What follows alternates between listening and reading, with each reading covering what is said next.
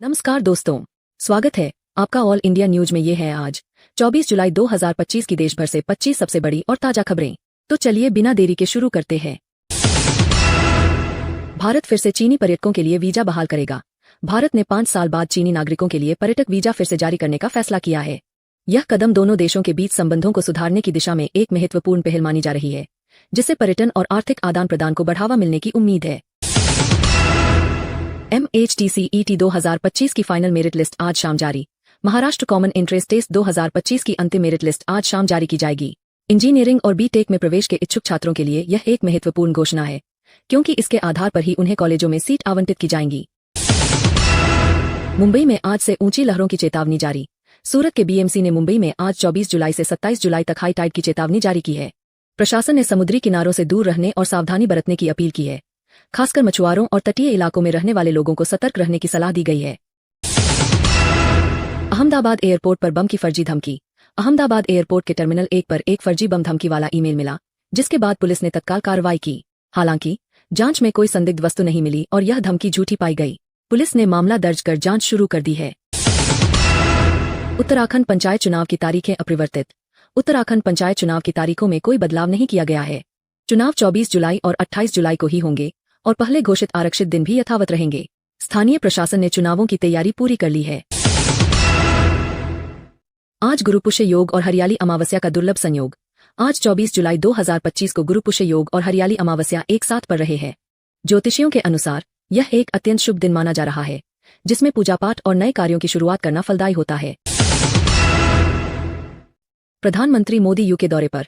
FTA पर हस्ताक्षर की उम्मीद। प्रधानमंत्री नरेंद्र मोदी 23 और 24 जुलाई को यूनाइटेड किंगडम के दौरे पर है। इस दौरे के दौरान भारत यूके मुक्त व्यापार समझौते पर हस्ताक्षर होने की प्रबल संभावना है, जिससे दोनों देशों के व्यापारिक संबंधों को नई गति मिलेगी। अंतर्राष्ट्रीय न्यायालय ने क्लीन एंड सस्टेनेबल पर्यावरण को मानवाधिकार बताया। अंतर्राष्ट्रीय न्यायालय ने भारत और यूनेस्को के संदर्भ में क्लीन और सस्टेनेबल पर्यावरण को एक मौलिक मानवाधिकार घोषित किया है। यह निर्णय वैश्विक पर्यावरण संरक्षण प्रयासों के लिए एक महत्वपूर्ण मील का पत्थर साबित हो सकता है। भारत ने फिर से चीनी वीजा बहाल किया। सीमा तनाव बरकरार। भारत ने भले ही चीनी वीजा फिर से बहाल कर दिए हों, लेकिन सीमा पर तनाव अभी पूरी तरह से कम नहीं हुआ है। दोनों देशों के बीच संबंधों में सुधार की कोशिशें जारी है, लेकिन संवेदनशील मुद्दों पर बातचीत अभी भी चल रही है। हरियाणा में सितंबर तक MiG-21 फाइटर जेट्स होंगे रिटायर। हरियाणा में भारतीय वायुसेना के MiG-21 फाइटर जेट्स को सितंबर तक चरणबद्ध तरीके से रिटायर कर दिया जाएगा। ये पुराने लड़ाकू विमान अब अपनी सेवा पूरी कर चुके हैं और इनकी जगह नए और आधुनिक विमान बेड़े में शामिल किए जाएंगे। गाजियाबाद में नकली राजदूत बनकर ठगी करने वाला गिरफ्तार।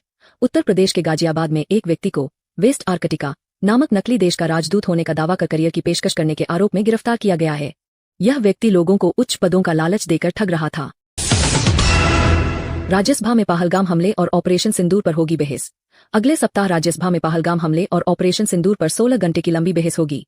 विपक्ष ने इन मुद्दों पर सरकार से विस्तृत चर्चा की मांग की है और सदन में गर्मागर्म बहस होने की संभावना है। यूके में एप्पल और गूगल पर कड़े प्रतियोगिता नियम लागू करने की तैयारी। यूनाइटेड किंगडम एप्पल और गूगल जैसी बड़ी टेक कंपनियों पर कड़े प्रतियोगिता नियम लागू करने की तैयारी कर रहा है। यह कदम इन कंपनियों की बढ़ती बाजार शक्ति पर लगाम लगाने और निष्पक्ष प्रतिस्पर्धा को बढ़ावा देने के लिए उठाया जा रहा है। रूस यूक्रेन शांति वार्ता जल्द फिर शुरू होने की संभावना। रूस और यूक्रेन के बीच शांति वार्ता जल्द ही फिर से शुरू होने की संभावना है। अंतर्राष्ट्रीय समुदाय युद्ध को समाप्त करने और क्षेत्र में शांति बहाल करने के लिए लगातार प्रयास कर रहा है, जिससे उम्मीद की एक किरण जगी है। भारत ने पाकिस्तानी हवाई मार्ग पर पाबंदी 23 अगस्त तक बढ़ाई। भारत ने सुरक्षा कारणों का हवाला देते हुए पाकिस्तानी हवाई मार्ग पर पाबंदी को 23 अगस्त तक बढ़ा दिया है। यह विस्तार मौजूदा तनावपूर्ण संबंधों को देखते हुए एक एहतियाती कदम माना जा रहा है। संसद का मानसून सत्र विपक्ष के हंगामे के बीच जारी। संसद का मानसून सत्र विपक्ष के लगातार विरोध और हंगामे के बीच जारी है। कई महत्वपूर्ण बिलों पर बहस रुक रही है और सदन की कार्यवाही बाधित हो रही है, जिससे विधायी कार्यों पर असर पड़ रहा है। तमिलनाडु में आज आदि तीर्थर और अमावस्या उत्सवों के लिए स्कूलों में छुट्टी। तमिलनाडु में आज 24 जुलाई 2025 को आदि तीर्थर और अमावस्या उत्सवों के कारण स्कूलों में छुट्टी घोषित की गई है। यह स्थानीय परंपराओं और त्योहारों का सम्मान करने के लिए लिया गया निर्णय है। दिल्ली मुंबई एक्सप्रेसवे दिसंबर 2024 तक पूरा होने की संभावना। दिल्ली मुंबई एक्सप्रेसवे का निर्माण कार्य तेजी से चल रहा है और इसके दिसंबर 2024 तक पूरा होने की संभावना है। अक्टूबर 2025 तक इसके सभी चरण जनता के लिए खोले जा सकते हैं, जिससे यात्रा का समय काफी कम हो जाएगा। छत्तीसगढ़ में नक्सलियों द्वारा डीआरजी वाहन उड़ाने की पुरानी घटना की समीक्षा। छत्तीसगढ़ के बीजापुर जिले में नक्सलियों द्वारा आईईडी विस्फोट कर डीआरजी, जिला रिजर्व गार्ड, की गाड़ी उड़ाने की खबर पुरानी है, लेकिन इस घटना की समीक्षा अभी भी चल रही है। सुरक्षा एजेंसियां ऐसी घटनाओं को रोकने के लिए रणनीति बना रही है। संयुक्त राज्य अमेरिका यूनेस्को से हो सकता है अलग। संयुक्त राज्य अमेरिका एक बार फिर यूनेस्को से अलग होने पर विचार कर रहा है। यूरोप और अमेरिका के बीच संस्थागत विवादों के कारण यह नीतिगत बदलाव संभव है, जिससे यूनेस्को के वैश्विक कार्यों पर असर पड़ सकता है। तो दोस्तों, ये थी आज 24 जुलाई 2025 की 25 सबसे बड़ी और ताजा खबरें, सिर्फ ऑल इंडिया न्यूज पर। अगर आपको ये जानकारी पसंद आई हो तो वीडियो को लाइक करें, चैनल को सब्सक्राइब करें और बेल आइकन दबाना न भूलें ताकि आपको हर दिन की ताजा खबरें सबसे पहले मिलें। फिर मिलेंगे कल की बड़ी खबरों के साथ। तब तक के लिए नमस्कार, खुश रहें और सुरक्षित रहें।